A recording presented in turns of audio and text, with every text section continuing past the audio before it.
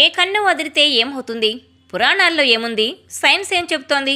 ఆడవాళ్లకు కుడి కన్ను వదిలితే కీడు సంభవిస్తుందని, మగవారికి ఎడమ కన్ను వదిలితే కష్టాలు తప్పవంటారు.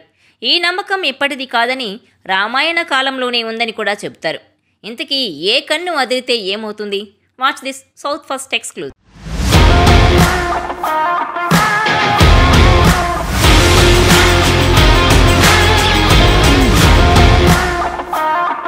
కన్ను వదలడాన్ని శకునంగా భావిస్తారు. ఆడవారికి కుడి కన్ను, మగవారికి ఎడమ కన్ను వదలడం వల్ల అనర్థాలు జరుగుతాయని చాలామంది నమ్మకం. సీతాదేవిని రావణాసురుడు అపహరించే ముందు ఆమెకు కుడి కన్ను, లక్ష్మణుడికి ఎడమ కన్ను వదిరాయట.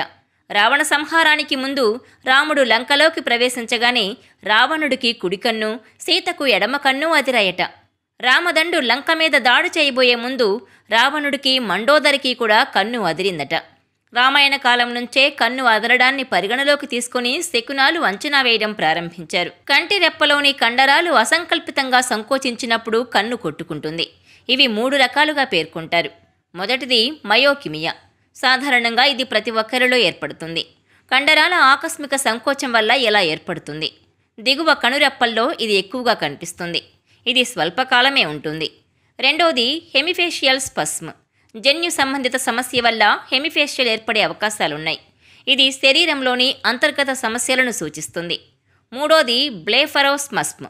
ఇది మరింత తీవ్రంగా ఉంటుంది. ఇది సెకండ్లు, నిమిషాలే కాదు, కొన్నిసార్లు గంటల సేపు కళ్ళు అదురుతూనే ఉంటాయి. మెదడు లేదా నరాల లోపాల వల్ల కన్ను అదురుతుంది. అయితే ఇది చాలా అరుదైన లక్షణం. చాలామందిలో అధిక ఒత్తిడి వల్ల ఈ సమస్య ఏర్పడుతుంది. ఎక్కువసేపు టీవీ, మొబైల్ లేదా ల్యాప్టాప్లను చూసినా కళ్ళు ఒత్తిడికి గురవుతాయి. చాలామందిలో నిద్రలేమి వల్ల కూడా కళ్ళు అదురుతాయి. కాఫీ లేదా చాక్లెట్లు ఎక్కువగా తినేవారిలో కూడా ఈ సమస్య కనిపిస్తోందట. కళ్ళు పొడిబారినా సరే ఈ సమస్య ఏర్పడుతుంది. మద్యం అతిగా తాగేవారిలో కూడా కన్ను అదిరే లక్షణాలు ఎక్కువగా కనిపిస్తాయి.